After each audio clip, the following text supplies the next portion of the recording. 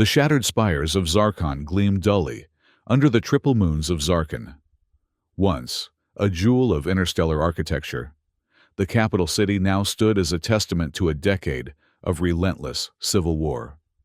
Captain Rex Vance surveyed the devastation from the scorched landing pad of what had once been the planet's premier spaceport. Twisted metal and charred concrete stretched in every direction, interspersed with the occasional flicker of emergency lights. "Not exactly the welcome I expected," Rex muttered, adjusting the environmental settings on his suit. The air was breathable, barely, but filled with the acrid scent of burning synthetics and something alien he couldn't quite identify. A slender figure emerged from the shadows of a partially collapsed terminal building. The Zarkinian moved with the characteristic fluid grace of their species. 4 arms, held in a formal configuration that Rex recognized as a diplomatic posture. "Captain Vance," the alien spoke, voice resonating with a melodic quality that the universal translator couldn't quite capture. "I am Grand Minister Kaith. His Majesty awaits your presence." Rex shouldered his pack, which contained a modest arsenal of personal weapons, standard equipment for a mercenary of his caliber. "Lead the way, Minister. I assume the payment has been verified?" "Your compensation has been secured in accordance with your contract terms," Kaith replied, gesturing toward a hover transport that had materialized from behind the ruins. "However, His Majesty wishes to discuss certain amendments to your assignment." Rex felt a tightening in his gut. In his 15 years as an interstellar mercenary, amendments rarely meant good news. Still, the initial payment had been substantial enough to bring him across 3 star systems to this war-torn world. He'd at least hear what the king had to say. The journey to the palace revealed the true extent of Zarkon's devastation. What had once been elegant boulevards lined with crystalline towers now resembled an apocalyptic wasteland. Occasional groups of civilians huddled around makeshift shelters, their iridescent skin dulled by ash and despair. Military checkpoints appeared at irregular intervals, manned by soldiers whose uniforms Rex couldn't distinguish as belonging to either the northern or southern factions. "How many casualties?" Rex asked, breaking the uncomfortable silence. KTO's upper set of hands performed a complex gesture that the translator identified as an expression of profound grief. 30% of our population, another 40% displaced. The resources that made our world prosperous now fuel our destruction." The palace itself stood as a paradox, partially ruined, yet still magnificent.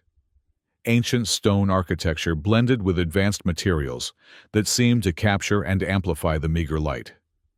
Guards stood at attention as the transport passed through multiple security checkpoints, their weapons a mix of traditional ceremonial designs and modern devastation technology. King Orion awaited them in what had once been a grand throne room. Now, half the ceiling had collapsed, and temporary force fields kept the elements at bay. The monarch of Zarkon was tall, even by his species' standards, his skin bearing the deep azure hue that denoted royal lineage. His 4 arms were adorned with ceremonial armor that couldn't hide the battle scars beneath. "Captain Vance of Earth," the king's voice echoed through the chamber. "You come highly recommended as a soldier of fortune.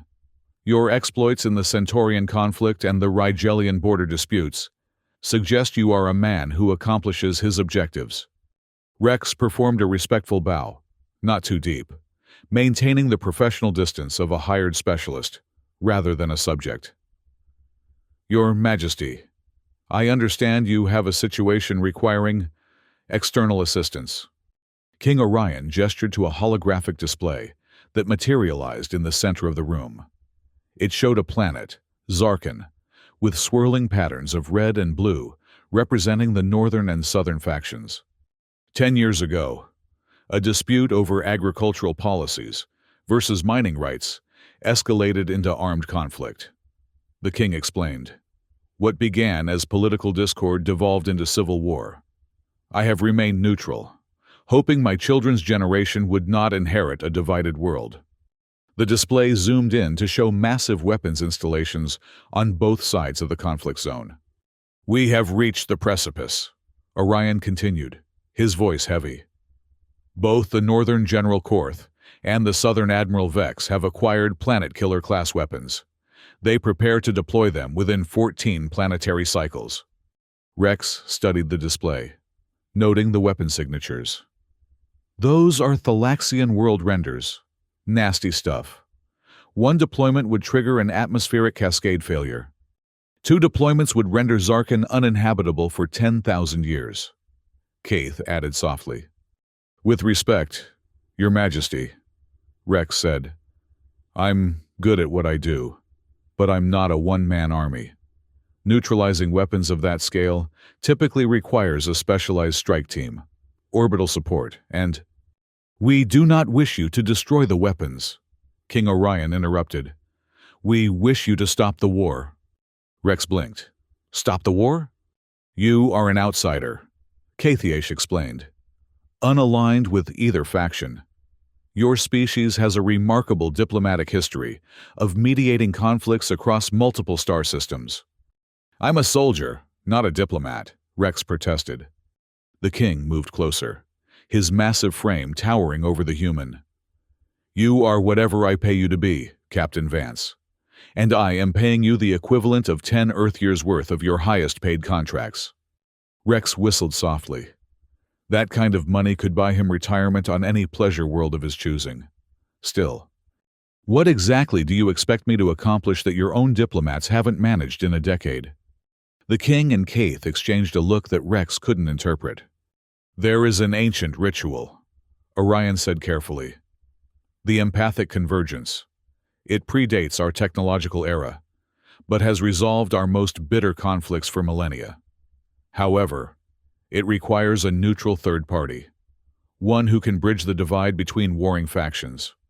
A ritual, Rex repeated flatly. You're betting your planet's survival on some kind of ceremony? Not just any ceremony, Kaith interjected.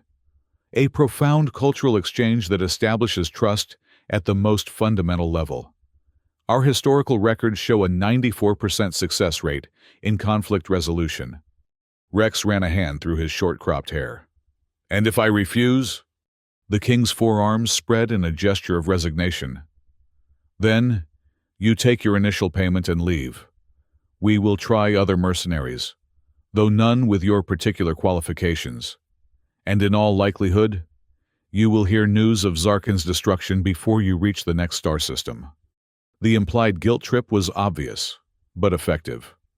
Rex had seen enough war-torn worlds to last several lifetimes. The thought of an entire civilization wiped out, especially one with the artistic and technological achievements of the Zarkinians, left a bitter taste in his mouth. Fine, he conceded. I'll need details on this ritual, direct access to both faction leaders, and secure communications channels. Relief visibly swept through the king's posture. You shall have all you require. My daughters, Princesses Zelaya and Tai, will guide you through the ritual preparations. They have been trained in the ancient ways. Wait, daughters, as in plural, Rex asked. The royal line of Zarkon has always maintained dual heirs, Kaith explained. Twins, born to balance each other. Zelaya represents the agricultural traditions of our northern regions, while Tai embodies the industrial heritage of the south. Convenient, Rex remarked. When do I meet them? Immediately, the king said, gesturing toward an ornate doorway where 2 figures had silently appeared. Rex's first impression was that calling them twins seemed inaccurate by human standards. Though clearly related, the princesses were as different as their represented regions. Zelaya stood taller, her skin a pale blue with subtle green undertones, her forearms adorned with living flora that seemed to grow directly from ceremonial bracers. Tai was more compact, her azure skin bearing iridescent patterns that resembled circuit pathways, with mechanical enhancements integrated into her upper left arm. Both regarded him with identical expressions of cautious assessment. "Captain Vance?" Zelaya spoke first, her voice reminiscent of wind through leaves. "The off-worlder mercenary," Ty added, her tone carrying metallic harmonics. "You believe he can bridge the divide when all our efforts have failed?" "I believe he must," King Orion replied simply, "for all our sakes." Rex felt suddenly uncomfortable under their scrutiny. He'd faced down plasma cannons and xenomorph hives with less apprehension than he felt under the gaze of these two royal aliens. "I'll need quarters, access to your historical archives regarding this ritual, and a direct communication line to my ship," he said, falling back on professionalism. "All arranged," Keith assured him. "The princesses will escort you to the diplomatic wing. It remains mostly intact." "Comforting," Rex muttered, as they led him through the labyrinthine palace corridors. Rex noted the subtle dance of power between the princesses. Though they moved in perfect synchronization, there was an underlying tension, each minutely adjusting to maintain exactly equal distance from him, neither allowing the other to take the lead. "So," he ventured, "how exactly does this ritual work? The empathic something or other?" "The empathic convergence," Zelaya corrected. "It is not a simple matter to explain to an off-worlder. It requires cultural context you lack," Ty added. "Physical and psychological preparations you may find challenging." Rex had a sinking feeling. Define challenging. The princesses exchanged a look that seemed to contain an entire conversation. "The ritual requires intimacy," Zelaya finally said. "Intimacy?" Rex repeated carefully. "Physical proximity," Ty clarified. "Shared sustenance, synchronized breathing, the exchange of bodily fluids." Rex stopped walking. "Excuse me. Not reproductive fluids," Zelaya amended quickly, interpreting his alarm. "Primarily oral secretions, through the sharing of ritual foods and the harmony elixir. The ritual establishes trust through vulnerability," Tai continued. "Warring factions must submit to touch, to closeness, to the dissolution of physical boundaries." "And where exactly do I fit into this?" Rex asked. Though he suspected, he already knew the answer. "You are the intermediary," both princesses said in unison. "The neutral bridge," Zelaya explained.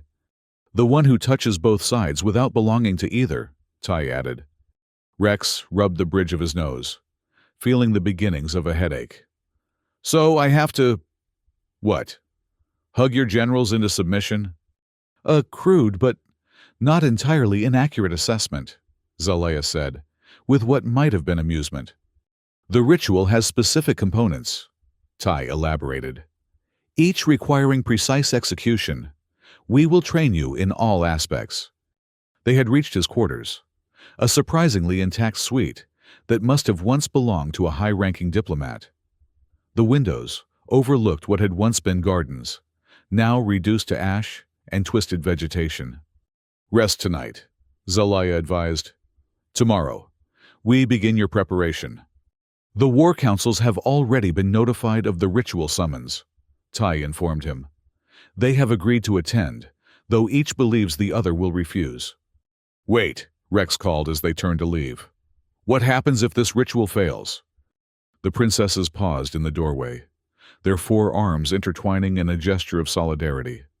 "Then we die together," Zelaya said simply. "Rather than separately," Tai finished. With that cheerful thought, they left him alone. Rex spent the night reviewing what limited information was available about the empathic convergence.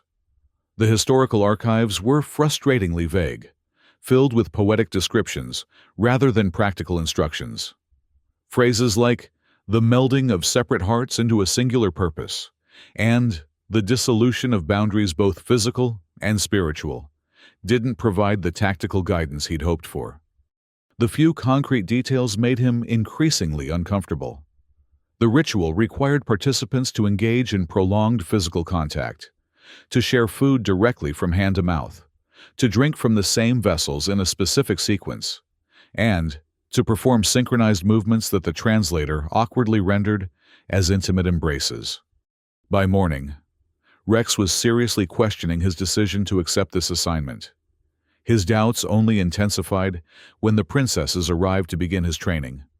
"First, we must address your physical limitations," Tai declared, circling him with a critical eye. "My what?" Rex asked, bristling slightly. "You possess only 2 arms," Zelaya observed. "The traditional embraces require 4-limbed coordination. We've modified the ritual gestures to accommodate your species' deficiency," Tai continued, demonstrating a complex motion with her 4 arms. "You will need to compensate with greater full-body engagement." What followed was 3 hours of physical training that left Rex exhausted, confused, and oddly self-conscious. The princesses taught him specific ways to position his arms, torso, and even legs to achieve what they called empathic alignment. This seemed to involve a great deal of close physical contact, with the princesses taking turns demonstrating how to properly hold a Zarkinian in various ritual postures. "Your muscle density is impressive," Tai commented during a particularly awkward embrace that had her upper arms wrapped around his neck, while her lower ones gripped his waist. "Your elevated body temperature is conducive to relaxation responses in our species," Zelaya added, as she guided his hands to specific pressure points along her shoulders. By midday, Rex was desperate for a break. "I need water and some time to process," he insisted, extricating himself from what the princesses had called the cradle of trust position. "Of course," Zelaya agreed. "Hydration is essential. We will resume with nutritional training after you've recovered." "Nutritional training?" Rex questioned. "The sharing of sustenance is central to the ritual," Tai explained. "You must learn to feed and be fed in the ceremonial manner." Nutritional training proved even more intimate than the physical exercises. Rex learned that Zarkinians placed immense cultural significance on the act of placing food directly into another's mouth. The ritual required him to feed both faction leaders with his own hands, and to accept food from them in return. "No, no," Zelaya corrected, guiding his hand. "You must maintain eye contact throughout. The connection must be unbroken. And your fingers must brush against the lips," Tai added, demonstrating by feeding him a piece of fruit that tasted like a cross between a strawberry and clove. Her fingertips lingered against his mouth in a way that felt decidedly more than ceremonial. Next came training with the Harmony Elixir, a fermented beverage that played a crucial role in the ritual. The drinking process involved an elaborate sequence where Rex would sip from a ceremonial vessel, then pass it to one faction leader, who would drink from the exact same spot before passing it to the other leader. "The sharing of oral contact points is symbolic of shared truth," Zelaya explained, as she demonstrated the proper way to drink. "The elixir itself contains mild empathogenic compounds," Tai added. "It lowers defensive barriers and enhances receptivity to emotional resonance." "So it's a truth serum and an empathy drug," Rex translated. "A crude but not inaccurate assessment," the princesses said in unison, which Rex was beginning to suspect was their way of saying he was exactly right. Days passed in this manner, with Rex's training becoming increasingly complex and intimate. The princesses were thorough instructors, correcting his every movement until he could perform each ritual component with fluid precision. What surprised him most was how quickly he adapted to the close physical contact that Zarkinian culture clearly valued. "You are an unusually adept student for a human," Zelaya commented on the 5th day, as Rex successfully demonstrated a particularly challenging sequence of movements. "Most off-worlders struggle with our concepts of personal space," Tai added. Rex shrugged, helping Zelaya up from a position the translator called vulnerable surrender, but which resembled nothing so much as a dancer dipping their partner. "I've spent most of my adult life on different planets. You adapt, or you die." "And yet adaptation is not the same as embracing," Zelaya observed, her lower hands lingering on his forearms. "True integration requires more than tolerance," Tai agreed, moving behind him to adjust his posture, her body pressed against his back. Rex cleared his throat, suddenly aware of how comfortable he'd become with their touch. When exactly is this ritual supposed to take place? We've been training for nearly a week, and those planet killers aren't getting any less armed. The preparations are nearly complete, Zelaya assured him. We have established the neutral ground at the ancient temple of Karzul, Tai explained, equidistant from northern and southern territories. General Korth and Admiral Vex have confirmed their attendance. Zelaya continued, each bringing only a minimal honor guard, as specified. They still believe the other will withdraw, Tai added with a gesture the translator identified as ironic amusement. And what happens when they both show up and realize they've been manipulated into the alien equivalent of a group therapy session? Rex asked. That, Zelaya said solemnly, is where you will prove your worth, Captain Vance. Your neutrality gives you power, Tai explained. In the ritual space, the intermediary's authority is absolute. Great, Rex muttered. No pressure. The night before the ritual, Rex found himself unable to sleep. He stood at the window of his quarters, watching distant flashes on the horizon that could have been lightning or artillery fire. The stakes had never been higher for any mission in his career. An entire civilization hung in the balance, and somehow, he'd been cast in the role of savior through what amounted to formalized physical intimacy. A soft knock at his door interrupted his thoughts. Enter, he called, expecting perhaps Kath with last-minute instructions. Instead, both princesses glided into the room, wearing ceremonial robes of surprising simplicity compared to their usual elaborate attire. We come to offer final preparations, Zelaya announced. The intermediary must enter the ritual space in a state of complete emotional openness, Tai explained. Rex raised an eyebrow. And how exactly do you propose to prepare me for that?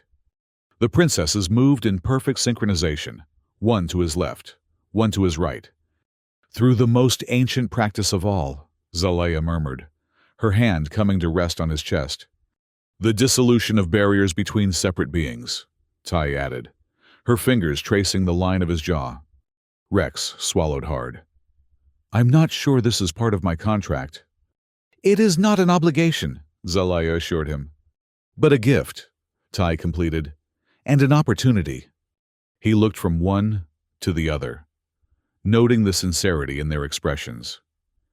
In the past week, he'd come to respect these women, their intelligence, their dedication to saving their world, their surprising moments of humor amid crisis. And yes, he'd noticed their beauty too, alien though it was. I wouldn't want to create any interplanetary incidents, he said carefully. Zelaya's lips curved in a smile. Captain Vance, do you believe you are the first human to find Zarkinians attractive? Or the first Zarkinian to be intrigued by human physiology, Tai added, her fingers now exploring the contours of his shoulder. Dr. Helix's xenobiological studies have confirmed full compatibility, Zelaya informed him, moving closer. With appropriate precautions. Which we have taken, Tai finished, her breath warm against his neck. Rex made his decision, turning to capture Zelaya's lips with his own, while pulling Tai closer with his other arm. In that case, he said between kisses, I'm fully committed to this final preparation. What followed was a night unlike any Rex had experienced in his extensive interstellar career. The princesses moved in perfect harmony, yet each brought her distinct essence to their shared intimacy. Zelaya's touch was like living silk, cool and fluid, while Tai's embrace carried an electric heat that seemed to resonate with her technological enhancements. 4 arms meant twice the sensation, twice the exploration, twice the pleasure, a mathematical advantage Rex appreciated with increasing enthusiasm as the night progressed. By dawn, they lay entangled in a complex configuration of limbs that would have been impossible with human partners. Rex felt strangely centered, his usual pre-mission anxiety replaced by a profound calm. You understand now, Zelaya murmured against his chest, why the empathic convergence is so powerful. Physical intimacy creates neurochemical pathways that bypass intellectual defenses, Tai explained, her fingers lazily tracing patterns on his abdomen. It's going to be considerably less enjoyable with a pair of grizzled war leaders, Rex pointed out. The princesses laughed in unison, the sound like crystal wind chimes. The ritual doesn't require reproductive intimacy with all participants, Zalea clarified, though the historical records do include several instances where warring leaders discovered unexpected mutual attraction. Tai added, with what Rex now recognized as her version of a teasing smile. As they dressed for the ceremony, Rex found himself watching the princesses with new eyes. What had begun as a professional assignment had developed layers of complexity he hadn't anticipated. He genuinely cared about their fate, about the fate of their world. "You're thinking deeply," Zalea observed, adjusting her ceremonial attire. "Having regrets?" Tai asked, a hint of vulnerability in her voice. Rex shook his head. "The opposite. I'm fully committed now.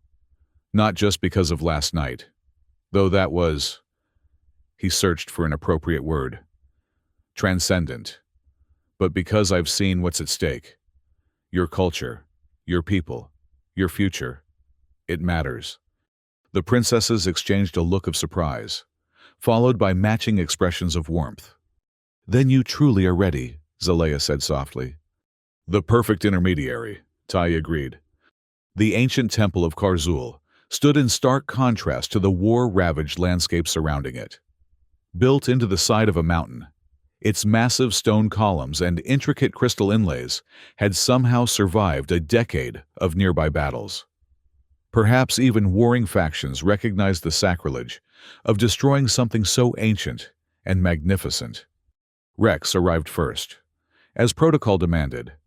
He wore a specially designed garment that combined elements of both northern and southern traditional dress, yet remained distinctly foreign. The ceremonial hall had been prepared according to the ritual specifications, a central dais surrounded by concentric circles marked in luminescent material, with 3 ornate chairs positioned to form an equilateral triangle.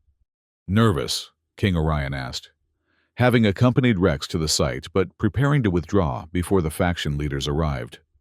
"Oddly, no," Rex replied truthfully. "I feel ready." The king studied him with an inscrutable expression. "My daughters have prepared you well." Something in his tone made Rex wonder just how much the king knew about last night's final preparations. He maintained a diplomatic silence. "Remember," Orion continued, "once the ritual begins, you must not allow either faction to dominate. Perfect balance must be maintained, or the convergence will fail." "I understand," Rex assured him. The king placed one hand on Rex's shoulder, a gesture of surprising intimacy from the normally formal monarch. "May the ancestors guide your words and actions. Captain Vance, the future of Zarkin rests upon them." With that sobering reminder, the king departed, leaving Rex alone in the vast ceremonial space. Not for long, however.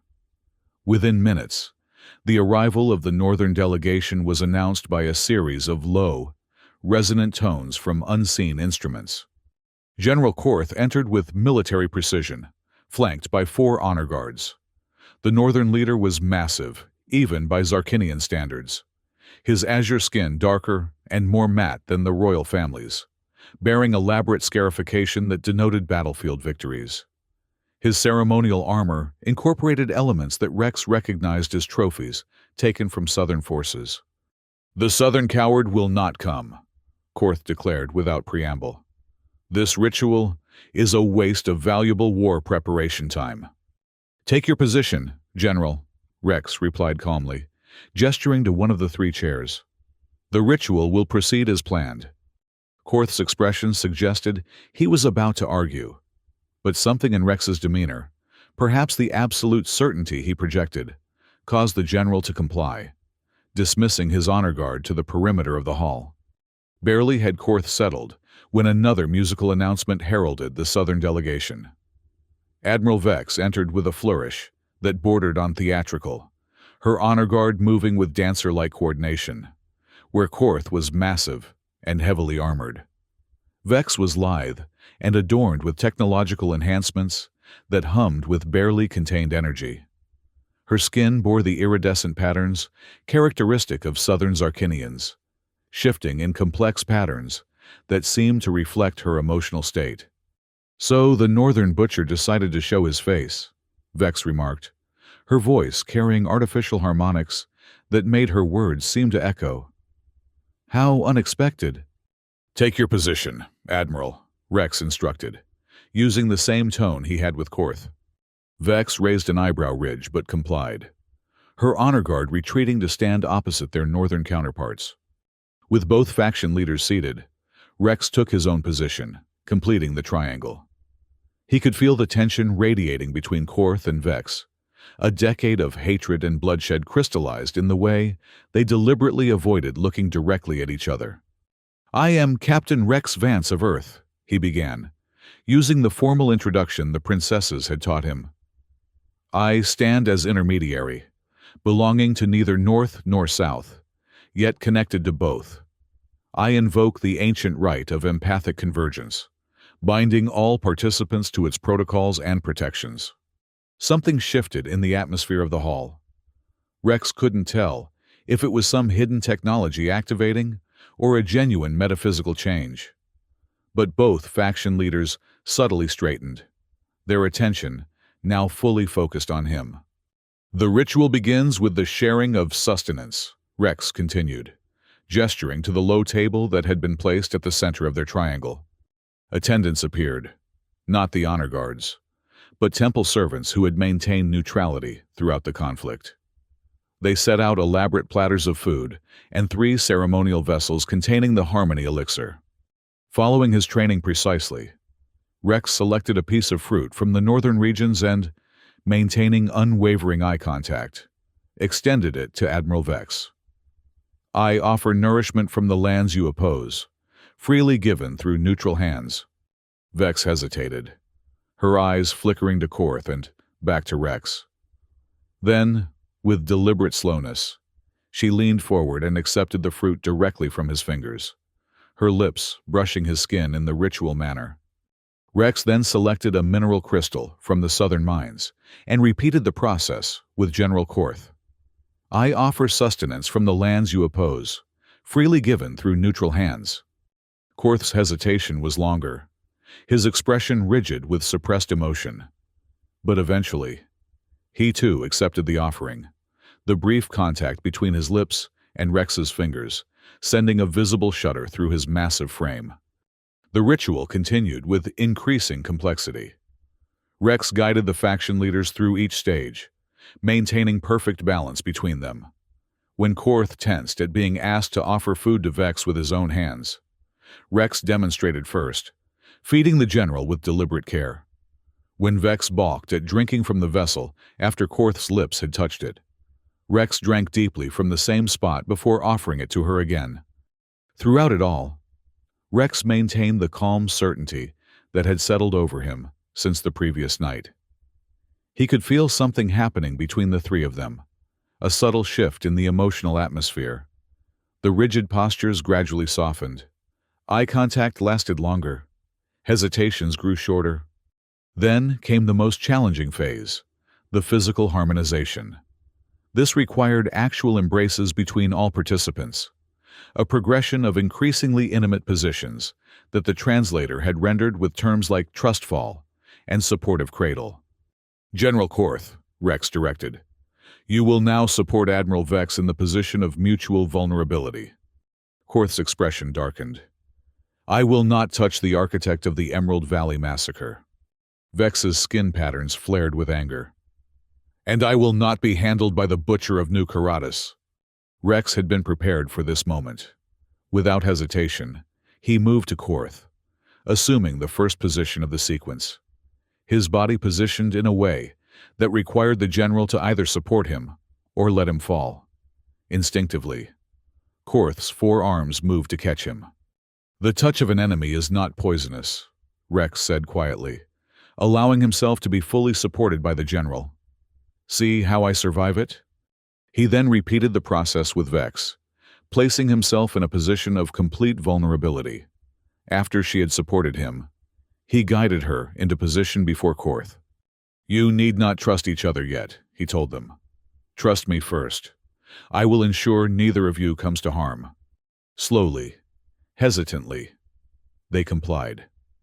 Rex acted as a physical bridge between them, always maintaining contact with both as they moved through the ritual positions. When Korth finally placed his hands directly on Vex, Rex kept his own hands over the generals, a buffer of neutral energy between ancient enemies. As the ritual progressed, the harmony elixir began to take effect.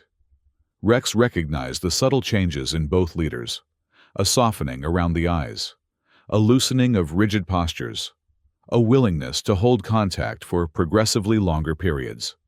"We now enter the final phase," Rex announced, the empathic unification. This was the most intimate part of the ritual, requiring all three participants to form a close embrace, arms intertwined, foreheads touching in a three-way connection. The princesses had warned him that this moment often triggered powerful emotional responses, tears, revelations, sometimes even laughter as the absurdity of conflict became apparent. "I cannot," Korth whispered, and Rex was startled to see moisture gathering in the general's eyes. "I have ordered the deaths of thousands of her people, and I have done the same to yours," Vex admitted, her voice stripped of its artificial harmonics, sounding suddenly small and tired. Rex took both their hands, all 8 of them, in his own. "That is why this moment matters more than any other. The dead cannot be resurrected, but the living need not join them." He guided them into the final position, their bodies forming a triangle of connection, arms interwoven, heads bowed together at the center. Rex could feel them trembling on either side of him. "Speak your truth," he instructed, as the ritual demanded. "Not your grievances, but your truth." A long silence followed, broken finally by Korth's deep voice. "I am tired," the general admitted. "Tired of counting casualties. Tired of writing letters to families. Tired of watching our world burn for principles that seem less important with each passing year." Vex's iridescent patterns pulsed with emotion. "I dream of the dead," she confessed. "Every night, southern and northern alike. They ask me why, and I no longer have an answer, I believe." Rex felt something shift between them, an almost tangible release of tension, like a knot suddenly unraveling. "Before I was a general," Korth continued, his voice growing stronger, "I was an agricultural engineer. I designed irrigation systems for both northern and southern regions." "I remember," Vex said softly. "Your seasonal aquifer management system transformed my family's mining operation. We reduced water waste by 60%. You were the operations director who implemented my designs," Korth realized, pulling back slightly to look at her face. "We corresponded for nearly 2 years." "I still have your schematics," Vex admitted. "They survived 3 bombardments of my headquarters." Rex maintained the triangular connection, but gradually reduced his presence, allowing the 2 leaders to focus more on each other. This was the moment the princesses had described, when the intermediary became less bridge and more witness. "The Southern Council has already approved the launch sequence for the world render," Vex said, her voice hollow. "It's keyed to my biometric signature. Without me, it automatically launches in 3 days. The northern weapon is the same," Korth revealed. "If I do not return to enter the stand-down code, it deploys automatically." They stared at each other, the full horror of their situation finally laid bare. "Then we must both stand down," Vex said finally. "Together." "Together," Korth agreed, and in that word, Rex heard the first genuine hope he'd encountered since arriving on Zarkin. The ritual concluded with a formal declaration of intent, both leaders drinking from the same vessel simultaneously, while Rex placed his hands on their shoulders. But the true resolution had already occurred in that moment of shared vulnerability and recognition. As they exited the temple, Rex was startled to see not just King Orion and the princesses waiting, but thousands of Zarkinians from both factions, gathered in silent anticipation. News of the ritual had spread, and with it, a desperate hope for peace. Korth and Vex stood side by side, momentarily uncertain. Then, in a gesture that needed no translation, the general extended one of his four hands. The admiral took it in her own. A sound like a collective exhalation moved through the crowd. "We have much work to do," Korth announced, his voice carrying across the assembly. "Disarmament protocols, reconstruction efforts, reconciliation committees. But we will do it together," Vex added. "As one Zarkin." The crowd erupted in a sound that Rex's translator simply rendered as jubilation, untranslatable. King Orion approached, the princesses at his side. "Captain Vance," he said formally, "Zarkin owes you a debt that can never be fully repaid. But we shall try nonetheless."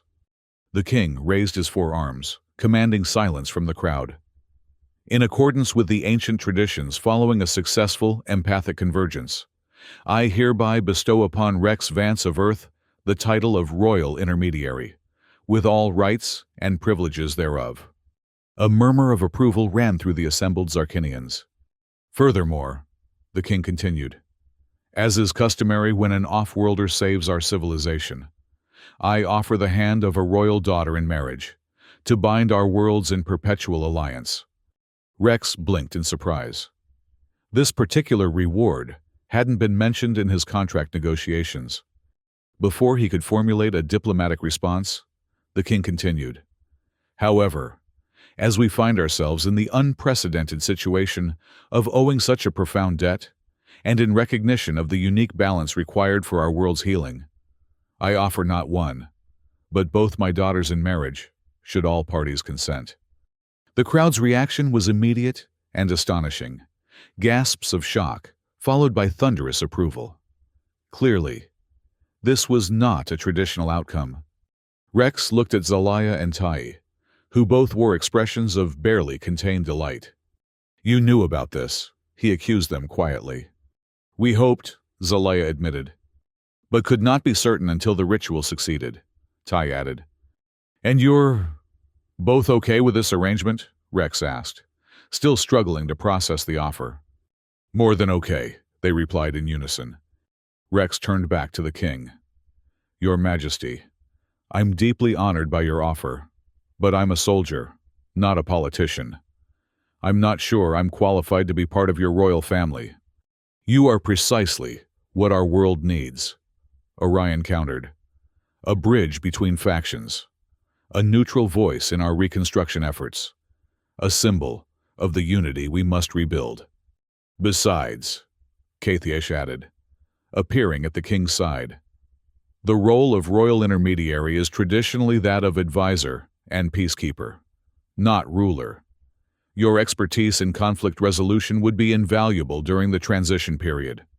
Rex looked at the princesses again, remembering the connection they had forged, the way they had prepared him for the ritual, the night they had shared. There was genuine affection there, perhaps even the beginnings of something deeper. "In that case," he said finally, "I accept both the title and the marriages, with profound gratitude and commitment." The preliminary peace accord was signed that very day, with Rex serving as witness alongside King Orion. General Korth and Admiral Vex jointly authorized the deactivation of their planet-killer weapons, dispatching mixed teams of northern and southern technicians to ensure compliance. Within 2 weeks, the first joint relief convoys departed from the capital, carrying supplies and medical personnel to the hardest-hit regions. Northern agricultural experts and southern industrial specialists worked side by side, beginning the long process of healing the scarred planet. Rex's marriage to the princesses took place a month later, after the most urgent crisis management had been addressed. The ceremony incorporated traditions from all three cultures: Zarkinian, Northern, Southern, and Earth. creating a new ritual that many subsequent couples would adopt in the years to come. The early days of their marriage required considerable adjustment on all sides. Human monogamy was foreign to Zarkinian royal tradition, while the concept of having two wives simultaneously was equally novel to Rex. Cultural misunderstandings were frequent, but navigated with good humor and growing affection. "I still don't understand why humans only have one spouse," Tai remarked one evening, as they relaxed in the royal gardens that were slowly being restored to their former glory. "When you only have two arms, it's hard enough to keep one partner satisfied," Rex joked. Causing both princesses to emit the crystalline sound he now recognized as laughter. "Yet you manage admirably with your limited appendages," Zalea observed, leaning against him contentedly. Over the next 5 years, Rex grew into his role as royal intermediary. His outsider perspective proved invaluable in resolving disputes during the Reconstruction period, when ancient grievances threatened to reignite tensions. Rex facilitated new, modified versions of the empathic convergence, adapted for various contexts. The people of Zarkin gave him a new title, Orbiter, signifying his unique position circling between all factions, belonging fully to none, yet serving all. It became a term of respect rather than otherness. Most surprising to Rex was how completely Zarkin had become his home. The mercenary who had never stayed on one planet for more than a few months now couldn't imagine leaving. His attachment to the princesses, now his wives, deepened into a profound bond that transcended cultural differences. The birth of their children, a scientific achievement that Dr. Helix proudly declared a triumph of xenobiological compatibility engineering, cemented Rex's place in Zarkinian society. Their daughter, with her mother Zalaya's agricultural affinity, but her father's human coloration, and their son, bearing Tai's technological aptitude combined with distinctly human facial features, became living symbols of what was possible when artificial boundaries were dissolved. On the 5th anniversary of the empathic convergence, Rex stood on the palace balcony with his family, watching the celebration unfold in the rebuilt capital. Zarkon gleamed once more, though in a new way. The reconstruction had incorporated elements of both northern and southern architectural styles, creating something unique and vibrant. "Do you ever regret it?" Tai asked, her hand resting on his shoulder. "Giving up your freedom among the stars for this?" Rex looked at his wives, at their children playing nearby, at the healed city stretching to the horizon. "Not for a moment," he replied truthfully. "Some mercenaries spend their whole lives looking for a home worth fighting for. I found mine by stopping a fight instead." Zalea smiled, her forearms encircling both Rex and Tai in what had become their family's signature embrace. "And shocking an entire royal court in the process." "That," Rex admitted with a grin, "was just a bonus." Below them, the people of a united Zarkin celebrated not just their survival, but their renewal. A world where North and South had become merely geographic designations rather than battle lines. And at the heart of it all, an unlikely family that embodied everything the ancient ritual had promised: trust, unity, and the profound power of breaking down the barriers between separate hearts.